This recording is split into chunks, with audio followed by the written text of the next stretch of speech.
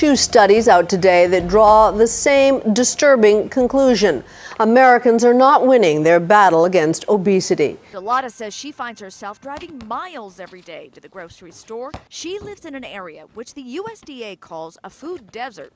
That means the nearest store selling affordable fruits and vegetables is at least a mile away. And for people in rural areas, it could be 10 miles away.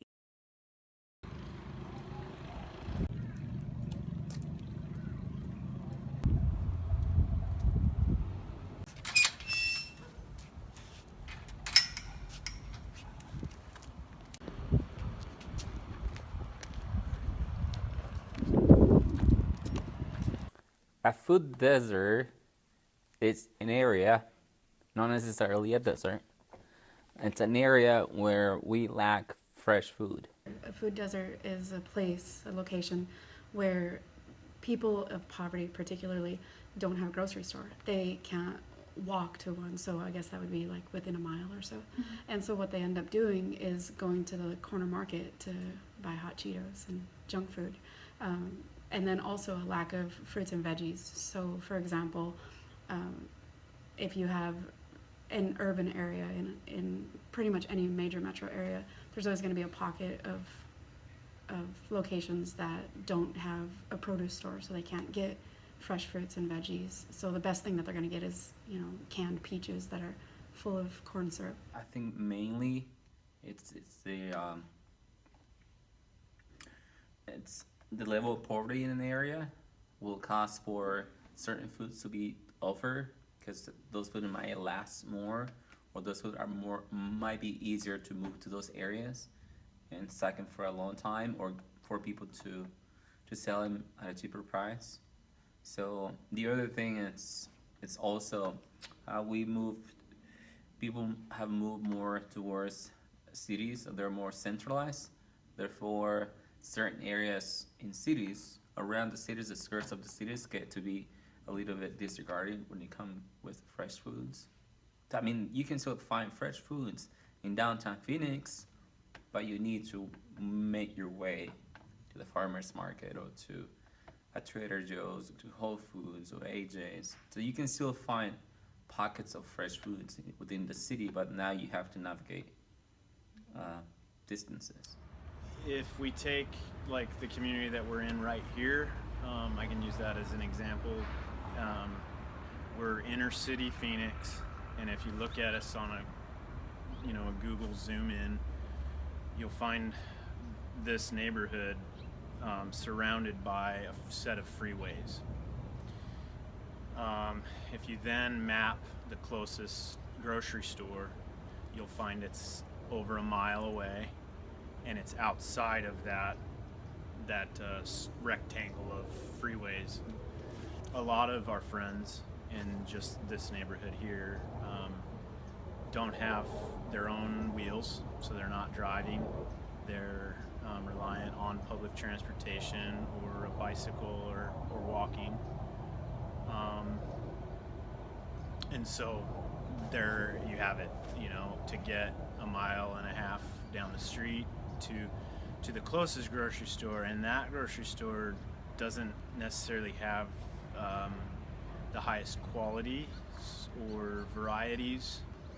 You can buy box of rice or a box of beans at the liquor store down the street, but that's a little bit outside of, I think, what we're thinking of when we're talking about good food access. Oh, I think there's a variety of things that a lack of nutrition affects. It's a pretty basic concept that you reap what you sow. So for example, food is energy, and if you're putting in high quality energy, then your body is able to function. The brain is a muscle, right? And so if we put in high quality food, we're gonna be at our optimum performance. In my school setting, we don't have a lot of kids that are obese, mostly because of malnutrition. So it's that they're not eating enough. We have a lot of kids that are very tiny. So you can see the correlation that they're not getting the nutrients that they're supposed to. We have a lot of kids that do poorly on academic tests I attribute that a lot to the attention span. They might not be labeled ADD. That could be from a variety of other reasons, for example, lack of health insurance or health care. So there could be issues that are going unnoticed. We also have a lot of kids that have high absence issues because they get sick often.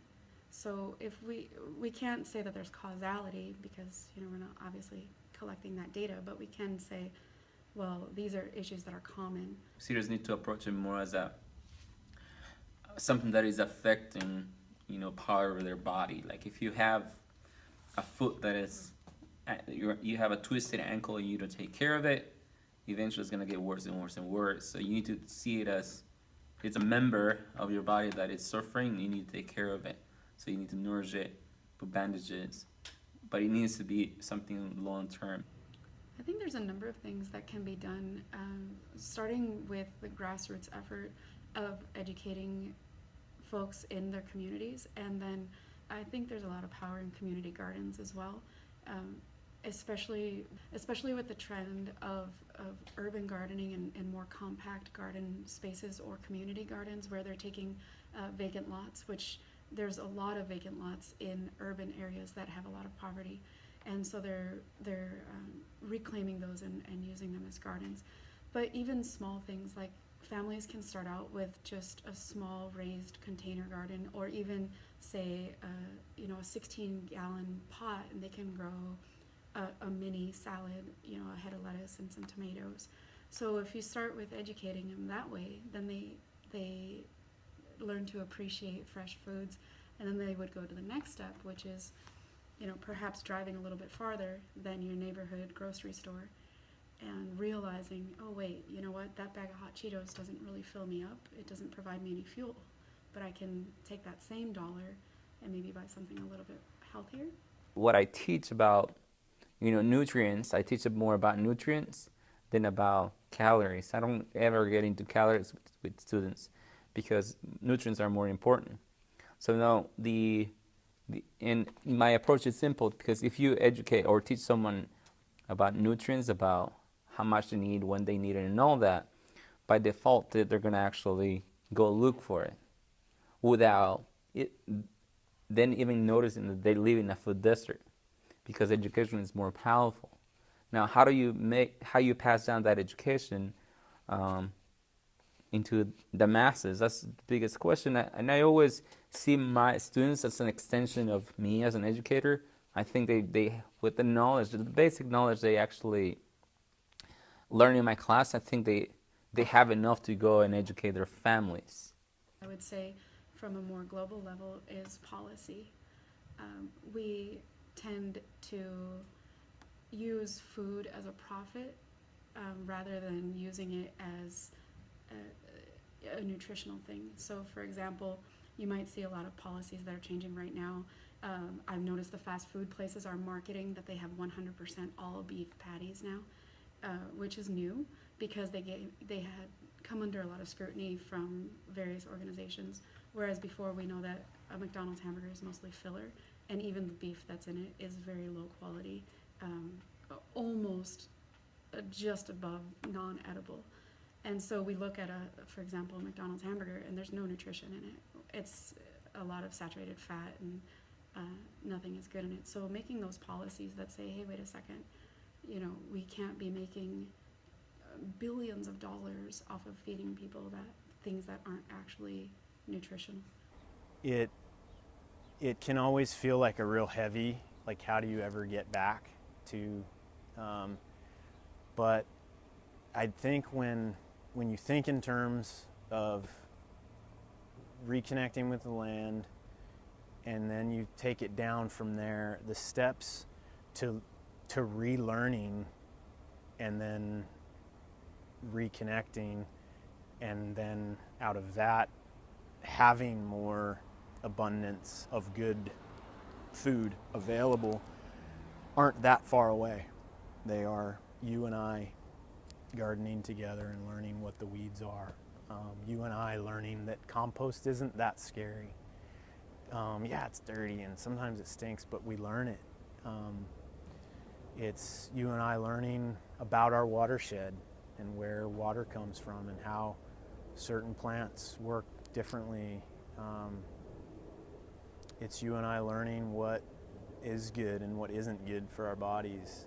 You know, how we think about the current politics and direction of the presidency and leadership that's currently taking the reins.